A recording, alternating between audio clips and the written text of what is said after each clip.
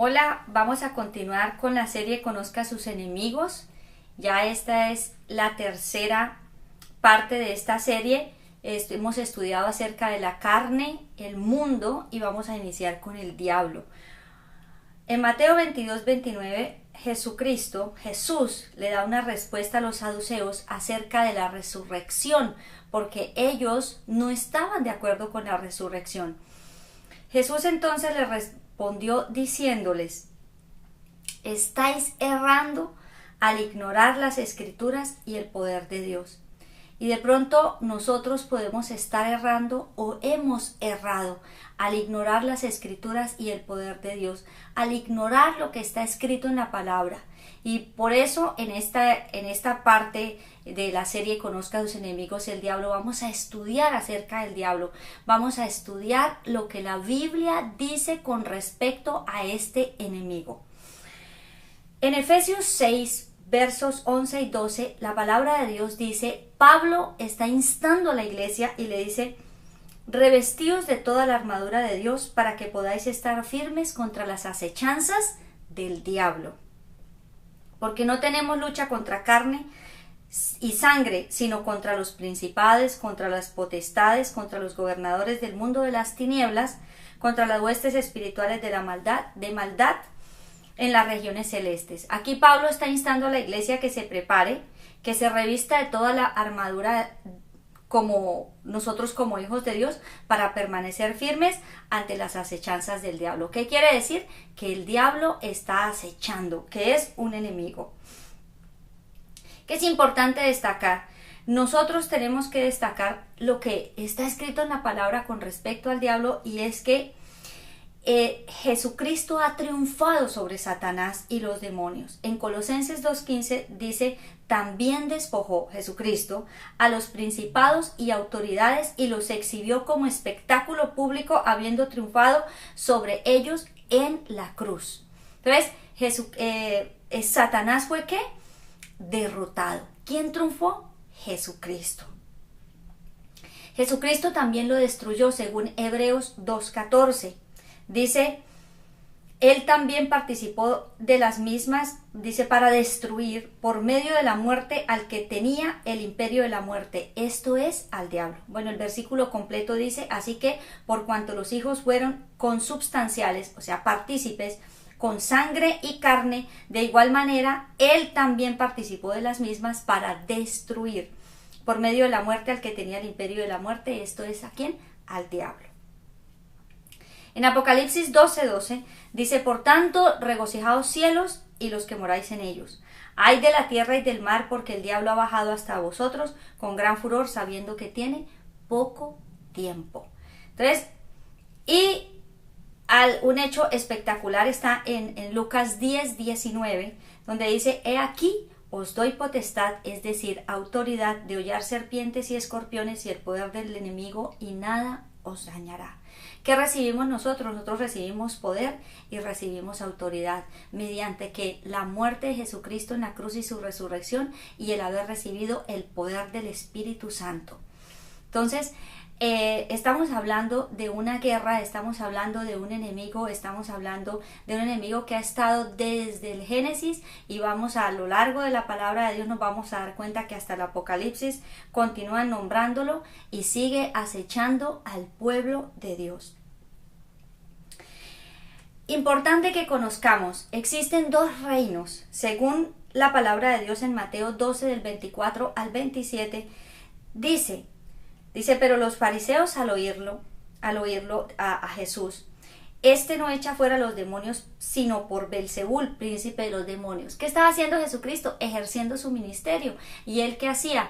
Predicaba, enseñaba, sanaba, y entre la sanidad había sanidades físicas, dentro de ellas echaba fuera demonios también. Es decir, dentro de las mismas sanidades que practicaba, sanaba de enfermedades físicas y de enfermedades provocadas por el demonio, y otro tipo de enfermedades que era para que se manifestara la gloria de Dios, dice la palabra. Entonces aquí los fariseos lo estaban criticando y diciendo que él echaba a los demonios por Belzebul, príncipe de los demonios. Verso 25 de Mateo 12, sabiendo sus pensamientos les dijo, Todo reino dividido contra sí mismo es asolado, y toda ciudad o casa dividida contra sí misma no quedará en pie.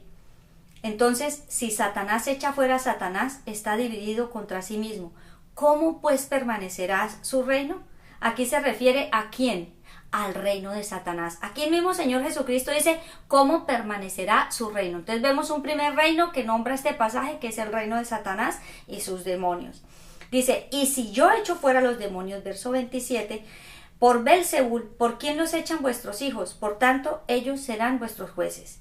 Pero, 28, pero si por el Espíritu de Dios echo yo fuera los demonios, entonces llegó a vosotros el reino de Dios. Existen dos reinos espirituales, el reino de Satanás y sus demonios, y el reino de Dios y su ejército. En el reino de Dios estamos los creyentes en Cristo Jesús como el ejército de Dios, Padre, Hijo y Espíritu Santo. Para salir nosotros victoriosos en la guerra contra Satanás, hablamos de victoriosos porque hay una lucha, porque hay una guerra que estamos enfrentando, porque hay un enemigo que nosotros estamos enfrentando. Nosotros tenemos que conocer la naturaleza y los métodos de ataque de Satanás, las características, las estrategias. Eso es lo que vamos a estudiar a lo largo de esta serie. No pasar desapercibidos, no ignorar las maquinaciones, y como iniciamos hace un momento leyendo, no errar por no conocer la palabra de Dios y el poder de Dios. Entonces, continuemos. ¿Qué significa diablo? Diablo es Satanás, significa adversario, acusador, amante de los chismes, malicioso, calumniador. Este nombre señala acerca de la estrategia, los métodos como Satanás actúa. Las acusaciones han sido su primera estrategia para mantener al creyente lejos de Dios. Nos guste o no, lo aceptemos o no, estamos en una guerra de tipo espiritual. Y ha sido parte de la experiencia humana desde el Génesis hasta el Apocalipsis. Desde que Satanás engañó a Eva, lo podemos ver en Génesis capítulo 3. Algunos autores cristianos, algunas personas estudiosas en este tema y que han venido trabajando en esta materia y conociendo a la guerra que hay entre Satanás, el reino de Satanás y el reino de Dios, dicen que muchos se incomodan, que han encontrado esta característica, y es que en muchas iglesias, muchas personas se incomodan al recordarles o al hablarles acerca de la guerra que estamos viviendo. Se sienten incómodos, se sienten estorbados, y muchos creen que no es necesario ahondar, que no es necesario darle este tiempo, digamos, de predicación para que se conozca acerca de Satanás. Aquí no vamos a hablar del poder únicamente que tiene Satanás. Ya hablamos que ha sido derrotado, que ha sido vencido, pero que es un enemigo que continúa haciendo daño, y que nosotros no debemos ignorar las maquinaciones, no debemos errar por ignorar lo que está escrito en la palabra y por desconocer el poder que Dios ha entregado a nosotros. ¿Para qué? Para derribar al enemigo, para salir victoriosos. Entonces no sé si de pronto usted se sienta incómodo o sienta miedo. Eso tampoco es bueno, porque no tenemos por qué sentir miedo cuando Jesucristo ya lo hizo todo. Nosotros tenemos que conocer cómo hacerle frente y cómo actuar frente a las maquinaciones y al uso del poder que tiene Satanás sobre la iglesia o sobre sus hijos, o las estrategias que utiliza y sus artimañas. Que vamos a entonces hablar. Satanás es un ser creado pues por Dios. En Ezequiel capítulo 28 verso 15 dice: perfecto eras en todos tus caminos desde el día que fuiste creado hasta que se halló en ti maldad. Entonces, al ser un ser creado, es un ser que está por debajo, por supuesto, de Dios. ¿Cómo fue creado? Miremos todas las características como Dios lo creó, porque entonces dijimos, bueno, entonces Dios lo creó dañado, malo, para que hubiera este enfrentamiento, esta guerra y bueno, y pasáramos circunstancias que no quisiéramos vivir. No, la palabra de Dios dice en Ezequiel 28:12, vamos de cómo fue creado, todo es acerca de Ezequiel 28 para que lo tengamos presente. Verso 12, tú eras el sello de la perfección, lleno de sabiduría y acabado de hermosura. ¿Cómo fue creado? Perfecto, sabio y hermoso. 13 y 14. Los primores de tus panderos y flautas estuvieron preparados para ti en el día de tu creación. Tú, querubín ungido, protector, yo te constituí para esto, en el santo monte de Dios estuviste, en medio de las piedras de fuego te paseabas. ¿Cómo fue creado? Perfecto, sabio, hermoso, tenía habilidad musical y estaba en el monte santo de Dios. Ungido, ¿no? También dice. Verso 2 del mismo Ezequiel, dice, y por cuanto así dice Jehová, por cuanto se enalteció tu corazón y dijiste, yo soy Dios, y en el trono de Dios estoy sentado en medio de los mares. ¿Qué ocurrió aquí? Se enalteció su corazón y ¿qué dijo? Se igualó a Dios. Dijo, yo soy Dios y engañó a la tercera parte del cielo. Verso 16 y 17. Dice, a causa de la multitud de tus contrataciones fuiste lleno de iniquidades y pecaste. Por tanto yo te degrado del monte de Dios y te destruyo, oh querubín protector. De en medio de las piedras del fuego, a causa de tu hermosura se enalteció tu corazón, a causa de tu esplendor corrompiste tu sabiduría. ¿Qué hizo? Lleno de iniquidades, es decir, de violencia y pecado. Por su belleza, ¿qué ocurrió? Se enorgulleció. Y además, a causa de su esplendor, corrompió la sabiduría que Dios le había dado. ¿Qué le dio? Dio sabiduría. Y en Santiago capítulo 3 podemos corroborar que existen dos tipos de sabiduría. La sabiduría de Dios, la sabiduría de lo alto, la sabiduría celestial. Y la segunda sabiduría, la animal, terrenal y diabólica. Y ahí dice cada una de ellas cómo actúa. Santiago capítulo 3 para que lo estudien. Solo lo menciono para que ustedes puedan profundizar o nosotros profundicemos. Aquí es importante que también hablar que el diablo no puede ser trivializado, no puede ser pasado desapercibido ni en la iglesia, ni en mi vida, ni en mi familia, ni en mi casa, ni en ningún área de mi vida. No es el importante, no es el centro de atención en mi vida, pero yo tengo que estar pilas de sus maquinaciones. Yo tengo que mirar cuándo es mi carne la que me está llevando al pecado o a errar, ¿cierto? O a pecar, hacer lo que no conviene, cuando es el mundo el que está interviniendo, pero también cuando está usando la necesidad de mi carne, está usando el mundo para ofrecerme una cantidad de cosas que son atractivas a mis ojos, a mis sentidos, y cuando él está detrás de todo eso, cuando él está usando sus artimañas. Para eso necesitamos, por supuesto, tener una vida en el Espíritu que más adelante vamos a revisar cómo nosotros podemos hacerle frente. Pero nosotros no podemos trivializar ni podemos dejar pasar desapercibido. Dios se encarga, sí, pero el Señor nos dio a nosotros poder y autoridad. El Señor nos dio a nosotros poder y autoridad para usarlo. Así como Satanás usa a los hombres, lo vamos a ver, el Señor Jesucristo nos usa a nosotros para hacer defensa, para que seamos sus testigos, para que hagamos uso del poder y la autoridad que Él nos dio. Es algo muy, muy espectacular. Vamos a hacer un recorrido de varios pasajes de la palabra de Dios. No los vamos a leer, por favor, léalos en su casa. Solamente los voy a nombrar. Algunos de ellos a lo largo del tema los vamos a leer, pero les voy a hacer un recuento para que nosotros nos demos cuenta cómo Satanás ha actuado del Génesis al Apocalipsis. ¿Quién engañó a Eva? Génesis capítulo 3, Satanás. ¿Quién tentó a Jesús? Lucas capítulo 4, del 1 al 13, Satanás, el diablo. ¿Quién incitó a Judas para que entregara a Jesús? Dice que Satanás lo incitó. Lucas 22, del 1 al 6.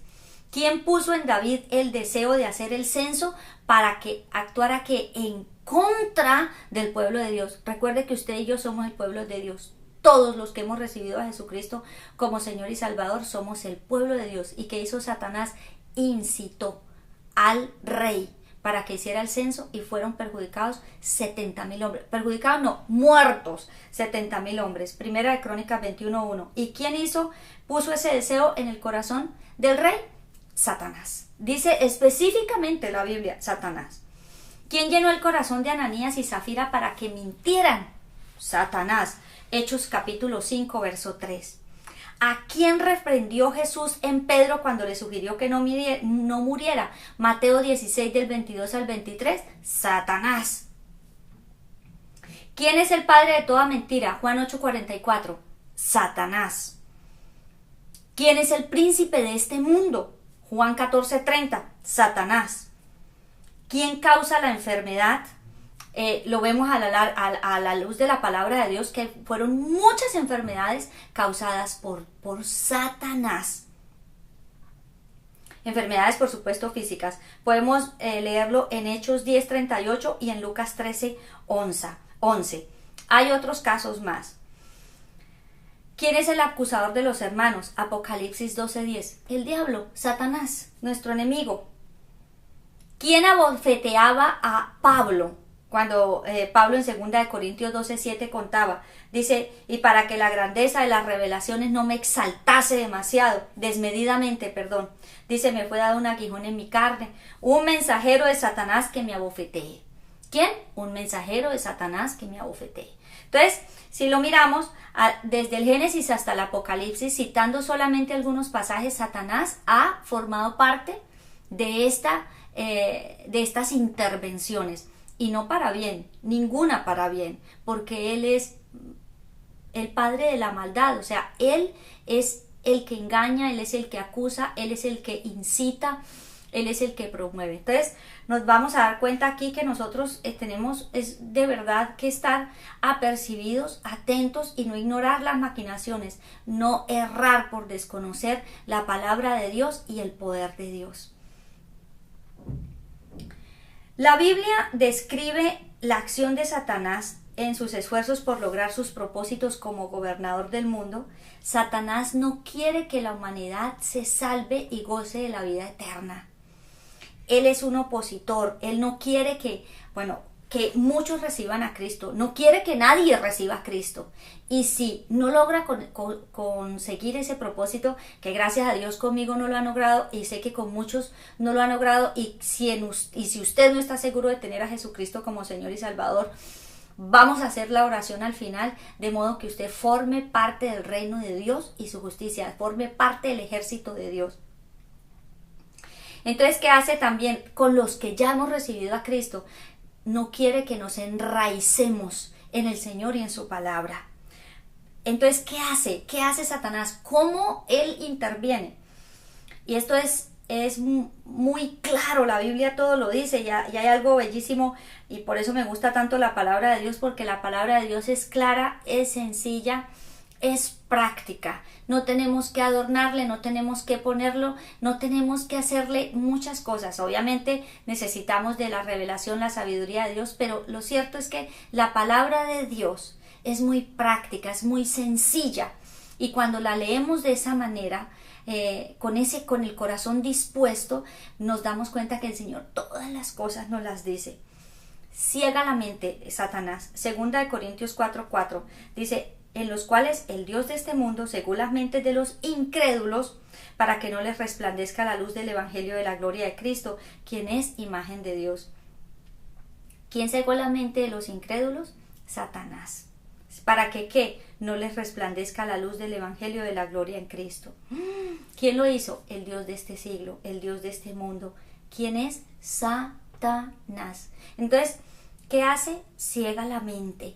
¿Para qué la ciega? Para que no reciban el evangelio, para que no reciban la salvación. ¿Qué tenemos nosotros que hacer? Cortar ese velo, que sean los ojos abiertos para que nuestra familia y todos aquellos que queremos que sean salvos reciban a Jesucristo como Señor y Salvador. Otra cosa que hace Satanás, embota el entendimiento. Mire lo que dice 2 Corintios 3:14. Pero el entendimiento de ellos se embotó, porque hasta el día de hoy, sobre la lectura del antiguo pacto, permanece el mismo velo no descorrido que por Cristo es quitado. Cristo quitó, rompió el velo. ¿Qué hizo Satanás? embota la mente. ¿Qué significa embotarla?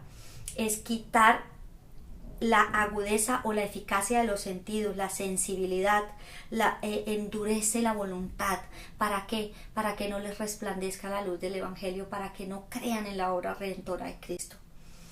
Y en Mateo 13:19, aquí dice que arrebata la obra de Dios del corazón de su pueblo antes de que ésta pueda realizarse, es decir, antes de que empecemos a llevar fruto. Muchos inician en la vida del conocimiento de Dios y su palabra, en la vida en Cristo, pero fácilmente se desmotivan porque como que no ven frutos. Pero aquí hay una acción demoníaca y es que Satanás roba esa semilla, roba la palabra que nos han enseñado. Salimos súper animados y de pronto a los 3 días ya el ánimo se nos quitó. Aquí hay que estar al pendiente porque mire lo que dice la palabra de Dios. De todo, dice, de todo el que oye la palabra del reino y no la entiende, viene el maligno y arrebata lo que fue sembrado en su corazón. Este es el que fue sembrado junto al camino, en la parábola del sembrador.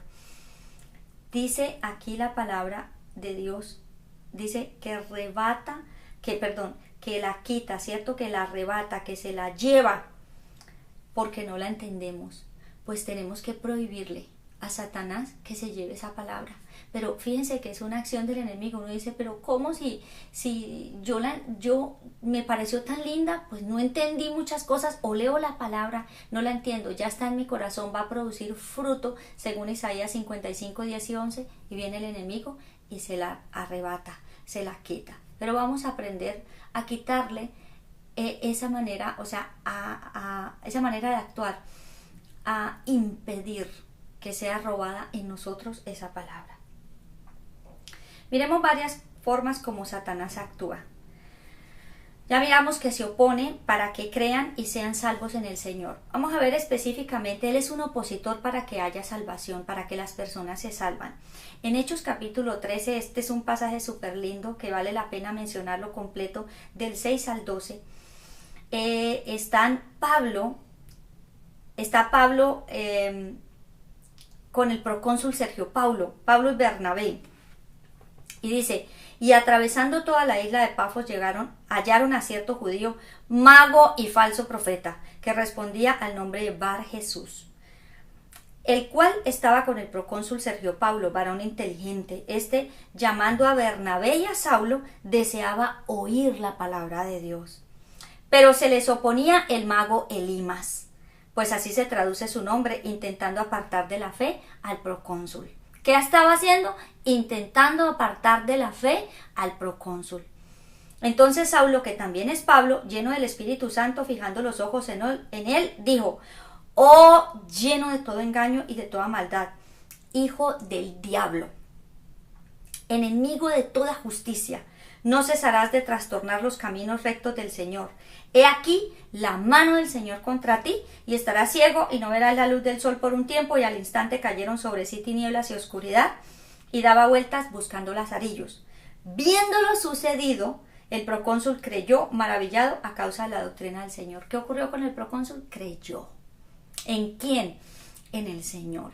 ¿Pero quién se opuso? Satanás. ¿A través de quién? De una persona. ¿A quién usa Satanás? Satanás usa a las personas, a los seres humanos, a las personas utiliza. Por eso la Biblia nos insta y nos dice que estemos alertas. La lucha no es contra carne ni sangre, no es contra las personas. La lucha es contra la acción del diablo en la vida de las personas.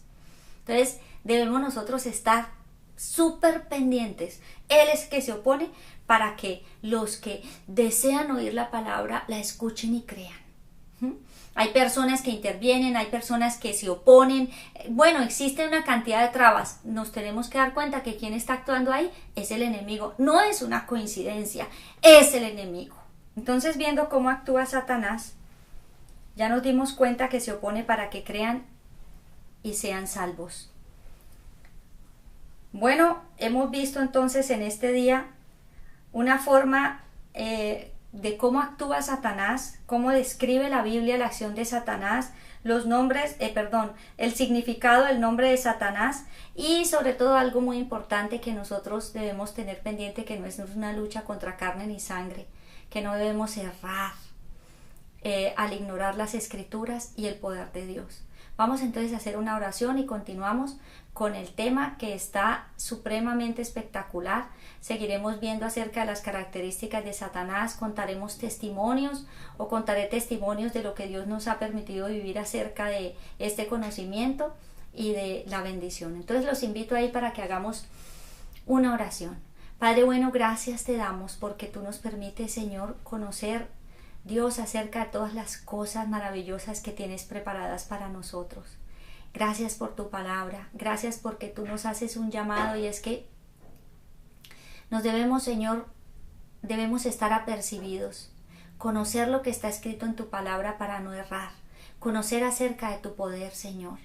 Gracias porque hoy nos permites comprender que nuestra lucha no es contra carne ni sangre. Gracias, Señor de los cielos, porque sabemos que Satanás fue vencido, Señor, por ti en la cruz, que tú lo exhibiste públicamente, Señor, que toda acta de decretos en contra nuestra fue, Señor de los cielos, quitada de en medio, fue llevada por ti en la cruz, Señor. Gracias. Gracias porque tú nos has llamado a libertad, a bendición, a gloria y a victoria.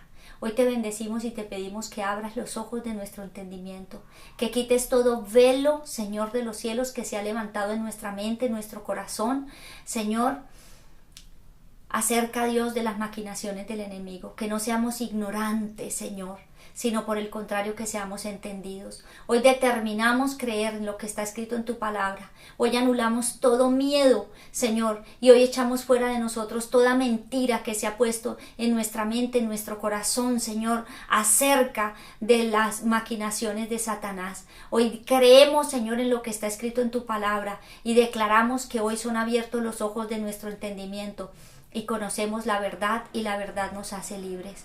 Muchas gracias, Señor. Y ahí donde usted está, invite al Señor Jesucristo para que entre en su vida, gobierne su vida, para que forme parte del ejército de Jesucristo. Y dígale, Señor Jesús, yo te necesito. Quiero, Señor de los cielos, hoy entregarte mi vida. Quiero formar parte de las filas de tu ejército. Quiero, Señor de los cielos, que mi nombre esté escrito en el libro de la vida. Hoy te entrego mi corazón. Hoy te reconozco como mi Dios. Hoy quiero pertenecer al reino de Dios. Y hoy determino, Señor de los cielos, reconocerte como mi Señor. Gracias por haber muerto por mí en la cruz. Gracias por haber llevado mis pecados. Gracias por hacerme libre de la potestad de las tinieblas y trasladarme a tu reino. Te alabo en esta noche y te doy gracias y te bendigo, porque sé que tú eres Dios, tú eres Señor, tú eres el Santo de Israel que te mueves con poder y con autoridad. Gracias porque abres nuestros ojos y nos enseñas la verdad. Gracias porque hacer tu voluntad es muy bueno y tú nos llevas de tu mano. Tus ojos están puestos sobre nosotros y nos aconsejas, nos enseñas y nos muestras el camino por el cual debemos andar. Señor, hoy te damos gracias, Dios de los cielos y de la tierra. Amén.